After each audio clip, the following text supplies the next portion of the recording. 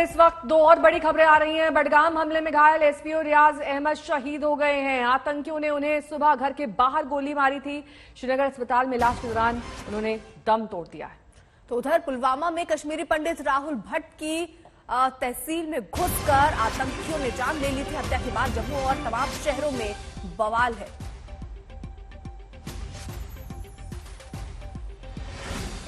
तो एक तरफ एसपीओ की हत्या, दूसरी तरफ कश्मीरी पंडित की हत्या का ये मामला, जिससे इस वक्त परिस्थितियां जम्मू श्रीनगर में काफी ज्यादा गंभीर बनी हुई हैं। कश्मीरी पंडित की मौत को लेकर परिवार वाले खासे नाराज हैं। इसके साथ ही ये कहा जा रहा है कि कोई भी कश्मीरी पंडित दरअसल इस वक्त श्रीनगर में सुरक्षित नहीं है।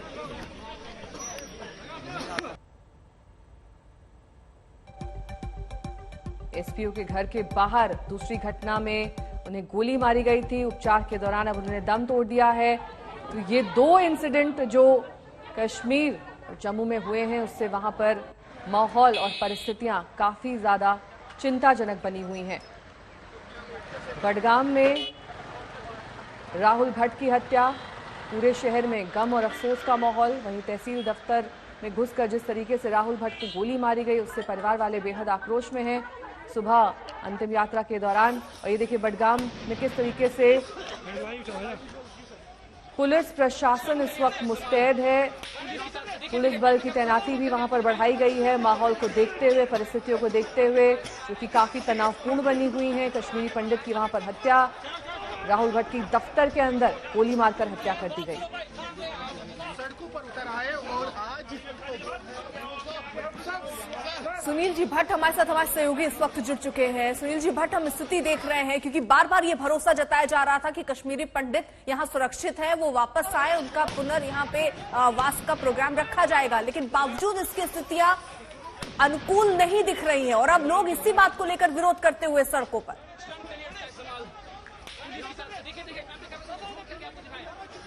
बिल्कुल अर्पिता, आपने सही कहा। पुनर्वास तो दूर की बात है, लेकिन 2010 में जिस प्रकार से प्रधानमंत्री की विशेष रोजगार योजना लाई गई थी, उसके अंतर्गत कुछ कश्मीरी पंडितों को नौकरियां मिली थी और वो कश्मीर घाटी गए थे और कश्मीर घाटी के अलग अलग भागों में वो सेवाएं दे रहे थे। लेकिन अब उन जो मुट्ठी पर कश्मीरी पंडित वहां हैं, उनको निशाना बना रहे आतंकवादी, एक एक करके उनकी हत्याएं कर रहे हैं।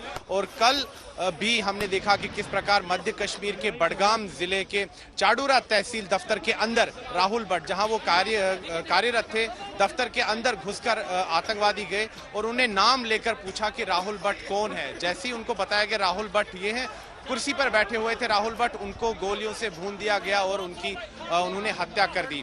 मैंने थोड़ी देर पहले अभी राहुल भट्ट की पत्नी से भी बात की, मीनाक्षी भट्ट से भी बात की, और उससे साफ तौर पर कहा कि कई बार राहुल भट्ट ने अपनी असुरक्षा के बारे में स्थानीय प्रशासन को जानकारी दी थी और गुहार लगाई थी कि उनको बडगाम जिला मुख्यालय में ट्रांसफर किया जाए, क्योंकि चाडूरा में पर्याप्त सुरक्षा नहीं थी। लेकिन मीनाक्षी भट्ट, जो कि राहुल भट्ट की पत्नी है, उन्होंने आरोप लगाया है स्थानीय प्रशासन पे कि उनकी अपील पर कोई जो है फैसला नहीं लिया गया और राहुल भट्ट अपने आप को असुरक्षित महसूस कर रहे थे और आतंकवादियों ने आखिरकार उनकी हत्या कर दी।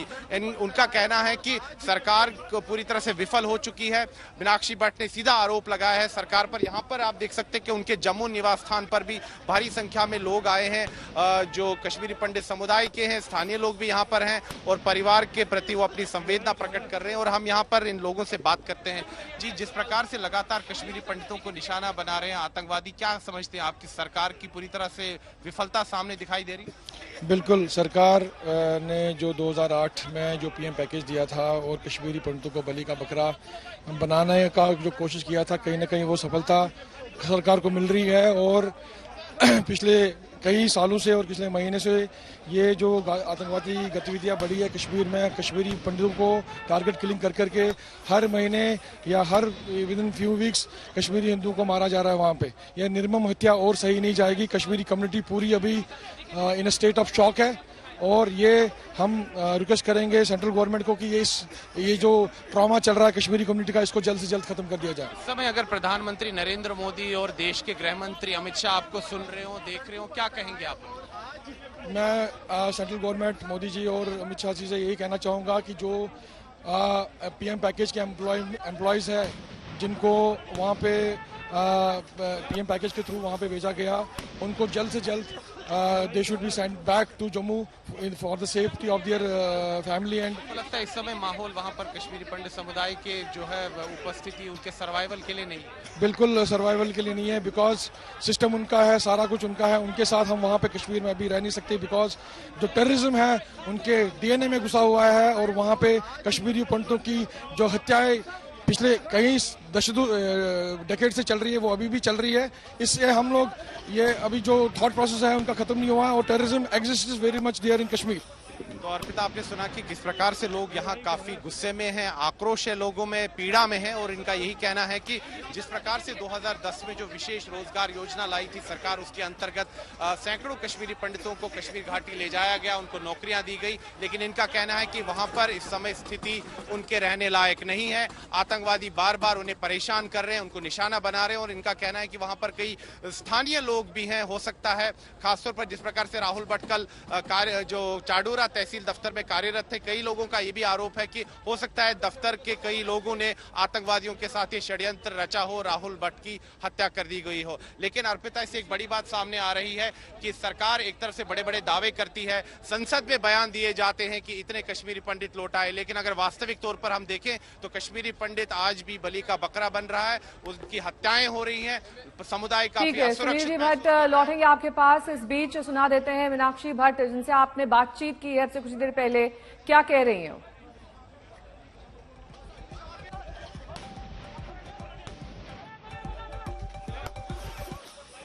मीनाक्षी जी, हम समझ सकते हैं आपके लिए इस समय दुखों का पहाड़ टूट पड़ा है, हमारी सहानुभूति आपके साथ है, हमारी संवेदनाएं आपके साथ हैं। मुझे बताइए, जब राहुल भट्ट वहाँ 2010 में काम करने गए, तब से अब तक कभी उन्होंने आपसे कहा कि उनको कोई डर लगता है? भैया, वो पहले इधर बड़गाम तहसील ऑफिस में थे, वहाँ पे कभी उनको कुछ लगा ही नहीं। डीसी को इन्होंने बहुत बारी बोला कि मेरे को ट्रांसफर उधर नहीं लेनी, वो दूर है, चाडोरा बहुत दूर है बड़गाम से, हम तो शेखपुरा में रहते हैं, वहाँ से बहुत दूर है।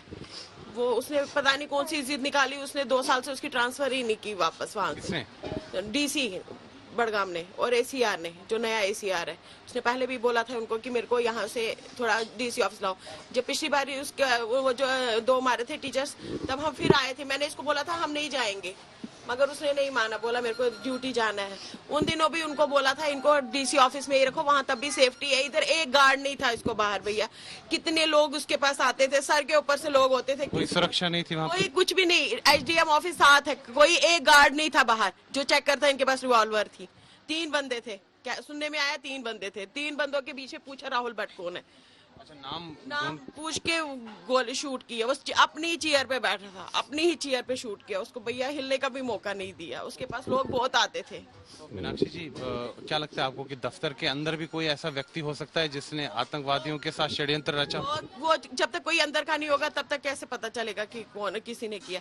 कम से कम कोई तो उनको अगर एक शूट किया था उसको धक्का तो मार सकते थे कोई, अगर उधर इतने लोग मौजूद थे, 3 कहते, तीनों के बीच में था, कोई धक्का तो मार सकता था, एक शूट आ जाता, तो बाकी 4 तो नहीं आते ना। वो बाकी जो दफ्तर में लोग थे उन्होंने कुछ जो आतंकवादी आए, कोई कश्मीरी भाषा में उनसे नहीं कहा कि अभी आप यहाँ मत कुछ कीजिए, हमारा भाई है? उन्होंने तो उसका मौका ही नहीं दिया। उन्होंने सीधे पूछा राहुल भट्ट कौन है, तो शूट कर दिया। अब एक शूट किया था तो साइड कर देते उसको, उनको पीछे धक्का मार देते। हम भी तो होंगे, हमारे पास कोई हमारे सामने खड़ा होगा, हम धक्का नहीं मारेंगे उसको, पहले अपनी जान की सोचेंगे। वो किसी की नहीं सोच। वो पिछली बारी जब उसको इधर शुपियन में मारी थी 3 गोलियां, वो वैसे ही चला गया रात को उनको आर्मी अंदर उसको देखने के लिए, उसको बचा लिया, इसको पता नहीं क्यों नहीं बचा। मीनाक्षी जी, आपको लगता था कि बहुत टाइम से उनको लग रहा था कि वो असुरक्षित है इस जगह पे चाडोरा में, और वो चाहते थे कि जिला मुख्यालय में उनका ट्रांसफर? हाँ, वो डीसी ने नहीं माना, डीसी ने तो बिल्कुल नहीं माना। उसको सबने बोला था इनको वापस ट्रांसफर करो, ये दूर दूर पोस्टिंग पे है, नहीं माना उन्होंने। वहाँ पर सुरक्षा का कोई प्रबंध? हमने बोला उनको, मैंने बोला अगर इसको मारा है किसी ने, इन्होंने ही मारा है, डीसी ऑफिस वालों ने, एक एसीआर ने और एक डीसी ने, क्योंकि जिन्होंने इसकी ट्रांसफर की उधर, उसको पता है इतनी हालत खराब है वहाँ पे। डीसी ऑफिस में तब भी सिक्योरिटी है, ये सिक्योरिटी में नहीं रख सकते थे उनको, इन्होंने सब बटुआ लेना है और उधर कटवा के ही लाना है। अभी आपको क्या लगता है कि कश्मीरी पंडित बलि का बकरा बन रहा है कश्मीर में? बलि का ही बकरा है, और कौन सा वो वहाँ पे सुरक्षित है? सुनील जी भट्ट हमारे साथ हमारे सहयोगी जुड़े भी हुए हैं जिन्होंने खास परिवार से बात भी की थी। सुनील जी भट्ट, देखिए बड़ा सवाल तो यही है कि वो ये कह रही हैं कि वहां कोई सिक्योरिटी वाला भी नहीं बैठता था। बार बार वो ट्रांसफर के लिए कहते रहे लेकिन हुआ नहीं। कई गतिविधियां हाल फिलहाल हमने देखी हैं वहां पर बढ़ी हैं, बावजूद इसके अगर सुरक्षा पर ध्यान नहीं दिया जा रहा है तो ये बड़ी चूक है।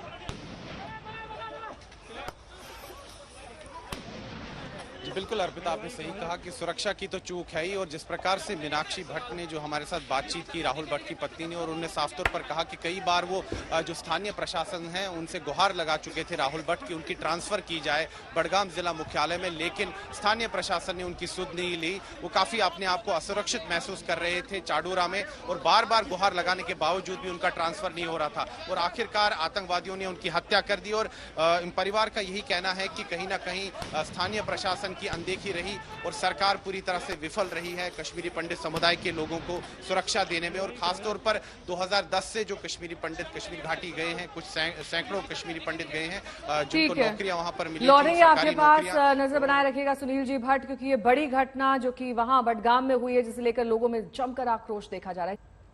दिल्ली के मदनपुर खादर इलाके में एमसीडी ने एक 3 मंजिला अवैध निर्माण को गिराया तो पुलिस पर ही पथराव हो गया। आपको ग्राउंड रिपोर्ट वहीं से दिखाते हैं।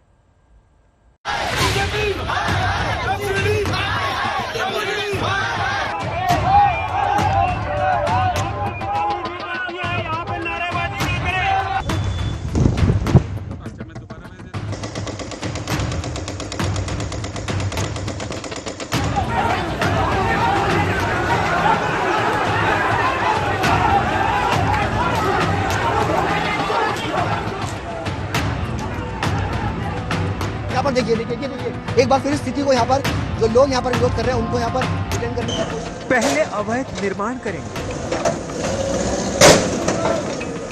फिर पुलिस पर पत्थर बरसाएंगे। दिल्ली के एक हिस्से में यह जबरदस्त विरोध और हमला एमसीडी की कार्रवाई के विरोध में किया गया। दिल्ली में नगर निगम की टीम अतिक्रमण हटाने मदनपुर खादर इलाके में पहुंची थी। एमसीडी का बुलडोजर अवैध इमारतों पर चल रहा था।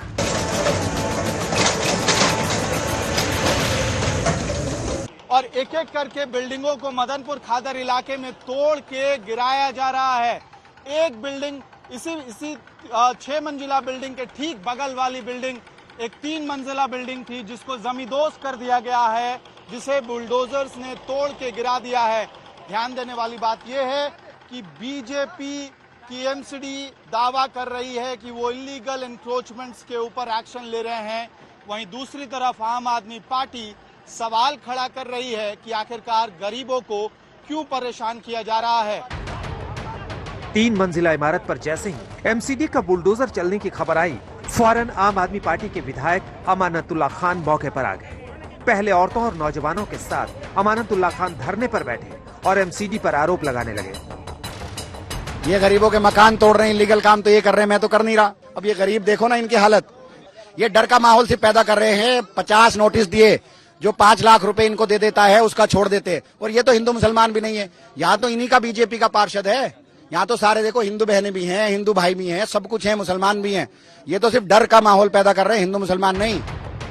उधर जिस गरीब का घर टूट रहा था उसने भी बताया कि एमसीडी के एक्शन की वजह से उसके 50 लाख डूब गए। आपकी बिल्डिंग है? हाँ, हमारी बिल्डिंग। नोटिस मिला? कोई नोटिस नहीं है। कब से बना रहे थे घर? 3-4 महीने हो गए बनाते। बिल्डर हैं या ओनर हैं? ओनर है, हम अपने लिए बना रहे थे। कितना नुकसान हुआ है? 50-60 लाख रुपए का नुकसान है।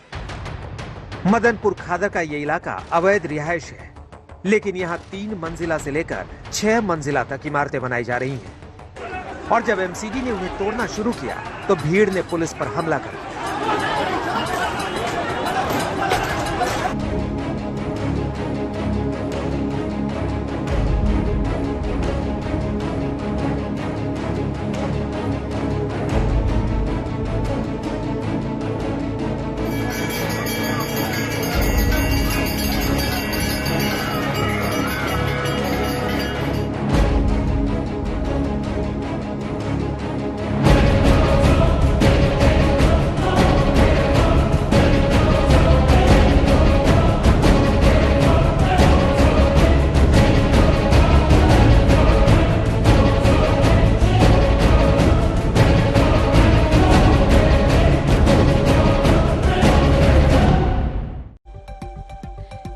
वापी मस्जिद का मामला अब सुप्रीम कोर्ट तक पहुंच चुका है। अंजुमन इंतजामिया कमेटी ने सुप्रीम कोर्ट का दरवाजा खटखटाया। मस्जिद कमेटी ने सेशन कोर्ट के फैसले पर स्टे लगाने की मांग की, लेकिन सुप्रीम कोर्ट ने कहा कि पहले वो मामले को देखेगी। सुप्रीम कोर्ट ने फौरन स्टे लगाने से इनकार कर दिया, यानी ज्ञानवापी मस्जिद में सर्वे का काम जारी रहेगा। आज ही 8 बजे से 12 बजे के बीच सर्वे होना था, लेकिन सुप्रीम कोर्ट का फौरन स्टे लगाने की जो उन तक याचिका पहुंची थी उससे इनकार कर दिया और ये कहा कि मामला उन्हें देखना पड़ेगा। यानी आज जो सर्वे पहले से प्रस्तावित थी अब वो सर्वे होगा। 8 से 12 बजे का वक्त था।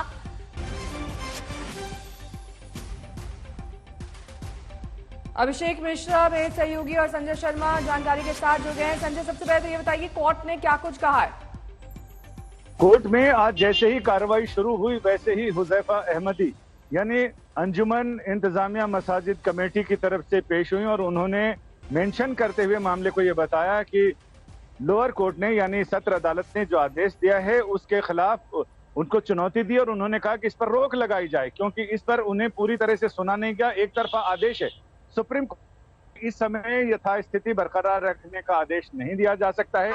जब तक हम दस्तावेज कागज पूरे देख नहीं लें, जब तक पिटीशन पूरी तरह से हमारे सामने नहीं आए, तब तक हम किसी तरह का कोई स्थगन आदेश नहीं दे सकते हैं।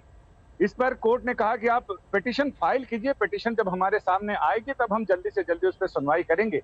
लेकिन अब ये देखना दिलचस्प होगा कि पिटीशन कब तक कोर्ट के सामने जाती है और कब तक कोर्ट इस पर सुनवाई करता है।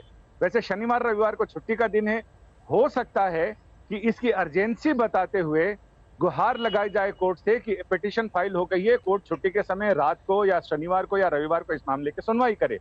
लेकिन जहां तक सर्वे की बात है, ये पहले से ही कहा जा रहा था कि जुमे की नमाज है, लिहाजा आज प्रशासन किसी तरह की कोई रिस्क नहीं लेना चाहेगा। आज तो शायद सर्वे ना हो, लेकिन शनिवार और रविवार को सर्वे किया जा सकता है, क्योंकि 17 तारीख से पहले कोर्ट को रिपोर्ट दाखिल करनी है। उसके पहले वीडियोग्राफी और तमाम तरह का सर्वे, सारे पक्षकारों से बातचीत और तमाम दस्तावेजों के साथ साथ और सबूत जुटाने के काम 2 दिनों में 3 दिनों में हो सकते हैं। और 17 मई को इस मामले में निचली अदालत को रिपोर्ट देनी है और उसके बाद अगली सुनवाई तय होगी। सुप्रीम कोर्ट में अब ये देखना दिलचस्प होगा कि मामला कितनी जल्दी पिटीशन दाखिल होती है और सुनवाई पर कब आता है। ठीक है, लौटेंगे आपके पास। बीच आपको बता दें कि वाराणसी की ज्ञानवापी मस्जिद के दरवाजे अब बंद नहीं रह पाएंगे। अदालत के आदेश के बाद अब सर्वे का कानूनी रास्ता पूरी तरह से साफ हो चुका है। और खबर यह है कि एडवोकेट कमिश्नर सर्वे का डिटेल शेड्यूल तैयार कर रहे हैं और आज कभी भी आदेश आ सकता है, क्योंकि सर्वे टीम के पास सिर्फ 3 दिन का वक्त है।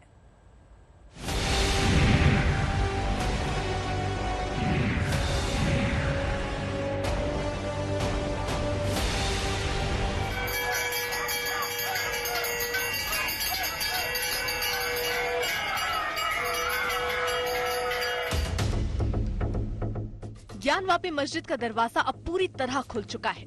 कानूनी बाधाएं दूर हो चुकी है, सर्वे का रास्ता साफ हो चुका है। वाराणसी की अदालत ने 2 टूक फैसला दिया। अब आगे की तैयारी हो रही है। ज्ञानवापी को लेकर कुछ अपडेट आपको जरूर जानना चाहिए। अपडेट नंबर 1, एडवोकेट कमिश्नर सर्वे का शेड्यूल तय कर रहे हैं। अपडेट नंबर 2, एडवोकेट कमिश्नर आज कभी भी पत्र जारी करेंगे, सर्वे की तारीख बताएंगे। अपडेट नंबर 3, ज्ञानवापी मस्जिद के बाहर सुरक्षा पूरी तरह सख्त कर दी गई है। अपडेट नंबर 4, सुबह 8 बजे से दोपहर 12 बजे के बीच ही होगा सर्वे। अपडेट नंबर 5, सेशन कोर्ट के फैसले के खिलाफ मुस्लिम पक्ष हाई कोर्ट जा सकता है। ज्ञानवापी मस्जिद के आसपास इस वक्त क्या माहौल है, ये आज तक संवाददाता कुमार अभिषेक बता रहे हैं। आज से लेकर 17 तारीख तक का जो वक्त है वो मुकर्रर किया गया है कि वो इस दौरान इसी ज्ञानवापी परिसर का सर्वे होगा। इस वक्त हम बाबा विश्वनाथ मंदिर के बाहर 4 नंबर गेट के बाहर हैं और यहाँ से आपको जो दृश्य दिखाई दे रहा है दरअसल वो ज्ञानवापी परिसर है और उस ज्ञानवापी परिसर के बाहर का सर्वे हो चुका है और अब भीतर का सर्वे होना है। दरअसल अदालत के फैसले के बाद एडवोकेट कमिश्नर की भी जिम्मेदारी बढ़ गई है। उनके पास सिर्फ 4 दिन का वक्त है। कोर्ट ने साफ कहा है कि 17 मई तक सर्वे की रिपोर्ट पेश करनी होगी।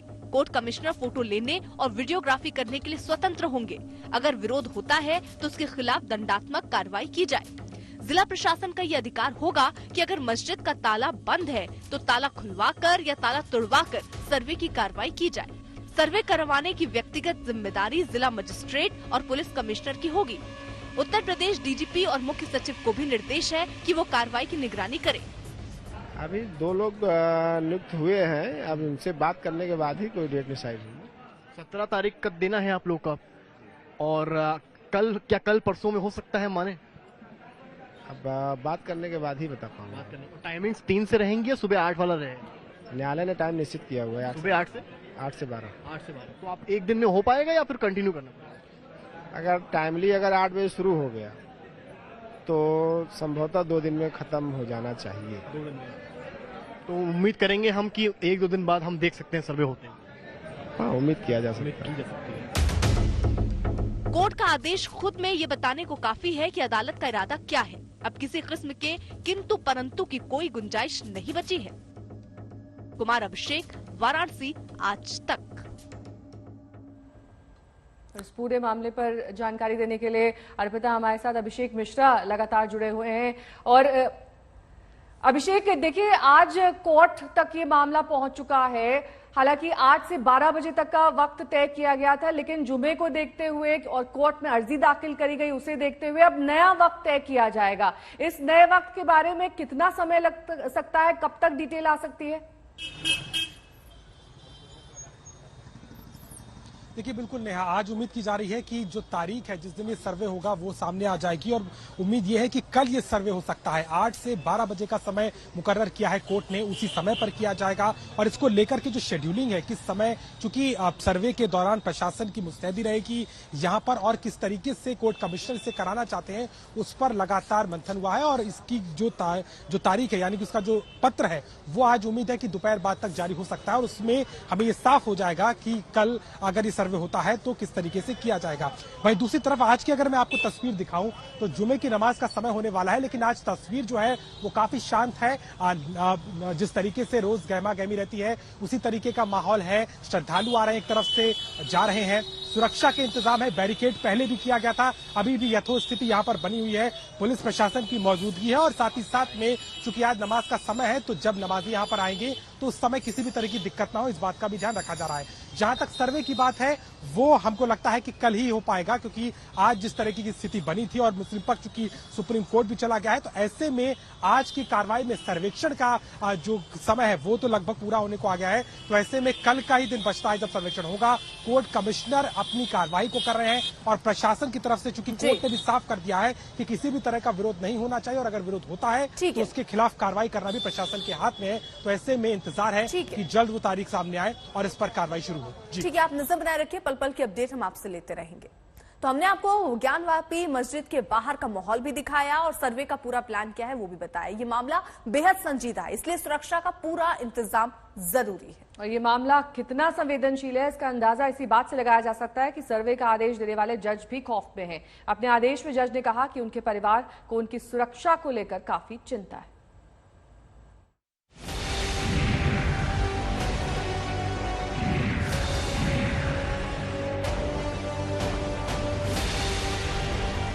अब न कोई शक रहा न सुबह। ज्ञानवापी मस्जिद में मंदिरों के अवशेषों की जांच होगी, सर्वे होगा, चप्पे चप्पे का होगा। अगर ताला नहीं खुला तो ताला तोड़कर होगा। शब्द देखिए, आप देखेंगे तो ज्ञानवापी शब्द है। ज्ञान और वापी, वापी मतलब होता है कूप, कुआं, यानी कि ये नॉलेज ऑफ वेल है एक तरह से। और ज्ञान मतलब शिव। अगर हम अपनी सनातन संस्कृति की बात करें तो ज्ञान मतलब शिव है। कुल होना चाहिए भाई, नहीं होगा तो हिंदू के असलियत कैसे मालूम होगा? सर्वे नहीं होगा तो जरूरत इसकी लग रही थी, इसकी जरूरत थी, नहीं होना चाहिए। लंबे समय से भी लोग मांग बीच बीच में करते रहे। हर हालत में सत्य क्या है यह लोगों के समक्ष आना चाहिए, चाहे वो कड़वा हो, जैसे दवा होती है कड़वी होती फिर भी खाई जाती है, ये नहीं देखा जाता कि उसका स्वाद क्या है। हिंदू पक्षकार गदगद है, बरसों की हसरत पूरी होती दिख रही है, उम्मीदें जवां हो रही हैं। लेकिन इस फैसले तक पहुंचना अदालत के लिए भी आसान नहीं था। जज रवि कुमार दिवाकर ने फैसला तो सुना दिया, लेकिन गंभीर चिंता और बेचैनी के साथ अपने आदेश के पेज नंबर 2 पर जज रवि कुमार दिवाकर लिखते हैं, एक सामान्य सिविल केस को असाधारण बनाकर डर का माहौल पैदा किया जा रहा है। डर इतना है कि मेरे परिवार को बराबर मेरी सुरक्षा की चिंता रहती है। मेरी पत्नी बार बार मेरी सुरक्षा की चिंता करती रहती है। मेरी मां को मीडिया से जानकारी मिली है कि मैं कमिश्नर के तौर पर मौके पर जा रहा हूं। उन्होंने मुझे जाने से मना किया। माननीय जज की ये चिंता बता रही है कि यह मामला कितना गंभीर और संवेदनशील है। 30 सालों से ये केस निचली अदालत से हाई कोर्ट तक गुजरता रहा, लेकिन पहली बार सेशंस कोर्ट से इतना साफ और दो टूक आदेश आया है। ज्ञानवापी मस्जिद का सर्वे पिछले शुक्रवार को शुरू हुआ था, लेकिन मस्जिद के अंदर वीडियोग्राफी को लेकर हुए विवाद के कारण रोक देना पड़ा था। मुस्लिम पक्ष ने यह कहकर वीडियोग्राफी रुकवा दी थी कि श्रृंगार गौरी की प्रतिमा मस्जिद की पश्चिमी दीवार के बाहर है। ऐसे में मस्जिद में जाकर सर्वे की जरूरत ही नहीं है। मुस्लिम पक्ष का कहना है कि कोर्ट ने मस्जिद के अंदर जाकर सर्वे करने का कोई ऑर्डर नहीं दिया है। मुस्लिम पक्ष ने इस सर्वे के लिए नियुक्त कोर्ट कमिश्नर की निष्पक्षता पर भी सवाल उठा दिया, जिसके बाद बड़ा हंगामा हुआ और सर्वे को रोक देना पड़ा। लेकिन कोर्ट ने मुस्लिम पक्ष की सारी दलीलों को खारिज कर दिया और अब की बार पहले से ज्यादा सख्त लहजे में सर्वे पूरा करने का आदेश दिया। लेकिन ये आखिरी आदेश नहीं है। मुस्लिम पक्ष के पास बड़ी अदालत में जाने का रास्ता खुला है। असदुद्दीन ओवैसी जैसे नेता मुस्लिम संगठनों को नसीहत दे रहे हैं कि उन्हें आगे बढ़ना चाहिए। ये जो सर्वे कमिश्नर का ऑर्डर है, ये पार्लियामेंट के 1991 एक्ट की खुली खिलाफ वर्जी कर रहा है। ये सुप्रीम कोर्ट का जो जजमेंट है, जिसमें जस्टिस चंद्रचूड़ ने लिखा कि 91 का एक्ट सेकुलरिज्म बेसिक स्ट्रक्चर से ताल्लुक है। आप क्या कर रहे हैं? और 1991 में इसी ज्ञानवापी मस्जिद के बारे में हाईकोर्ट ने स्टे दिया था। किस राह पर इस मुल्क को लेकर जा रहे हैं आप? बहुत गलत काम हो रहा है ये। अब देखना है कि मुस्लिम पक्ष का अगला कदम क्या होगा। वो हाईकोर्ट में इस फैसले को चुनौती देंगे या चुपचाप सर्वे पूरा होने देंगे। कुमार अभिषेक, वाराणसी, आज तक। श्रीलंका में रणिल विक्रमसिंघे ने श्रीलंका की कमान संभाल ली है। लोगों के लिए दिक्कत की बात यह है कि वहां पर महंगाई बेहिसाब हो गई है। आलू 260 रुपए प्रति किलो, गाजर 800 रुपए प्रति किलो बिक रहा है। देखिए कोलंबो से आज तक की ये रिपोर्ट।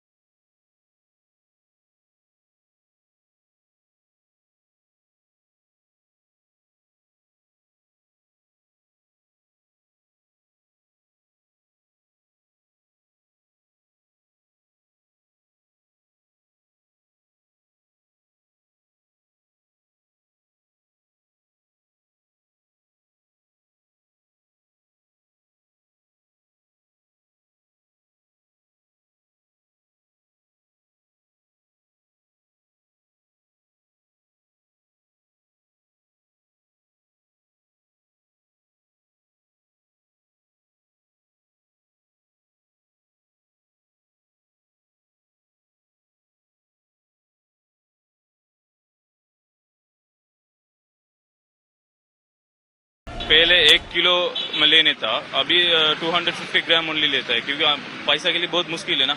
इधर जीवन के लिए श्रीलंकन पूरा आदमी लोग, 1 आदमी 2 आदमी ले, श्रीलंकन पूरा आदमी लोग का बहुत मुश्किल है। आप लोग का मालूम है ना कैसा वाला श्रीलंका जाता है, श्रीलंका जीवन के लिए कैसा पूरा मुश्किल है। तो यहाँ के लोग बोल रहे हैं कि ऐसे जीवन आगे बढ़ने में बहुत मुश्किलियत है, उनकी सैलरी भी कम है और ऐसे इकोनॉमिक क्राइसिस में अगर जो फूड कमोडिटीज का प्राइसेस इतना ज्यादा हो जाता है तो कैसे ये लोग जिएंगे, यही है यहाँ के लोगों के सवाल। इस बीच विपक्ष के नेता और 4 बार प्रधानमंत्री रह चुके 73 साल के रणिल विक्रमसिंघे ने कल श्रीलंका के 26वें प्रधानमंत्री के रूप में शपथ ली। आर्थिक संकट से मचे उथल-पुथल के बीच राष्ट्रपति गोटबाया राजपक्षे ने विक्रमसिंघे को प्रधानमंत्री नियुक्त किया। 2 दिन पहले ही महिंदा राजपक्षे को प्रधानमंत्री पद से इस्तीफे के लिए मजबूर होना पड़ा था। राजपक्षे की सरकार के खिलाफ जबरदस्त जन प्रदर्शन चल रहा था, लेकिन सोमवार को सरकार के विरोध प्रदर्शन पर राजपक्षे समर्थकों के हमले के बाद जबरदस्त बवाल शुरू हो गया। इस हिंसक बवाल में 9 लोग मारे गए, जबकि 200 से ज्यादा जख्मी हो गए। इसी बवाल के बाद महिंदा राजपक्षे को पद छोड़ना पड़ा। रणिल विक्रमसिंघे के पीएम बनने के बाद महिंदा राजपक्षे ने ट्वीट करते हुए बधाई दी है।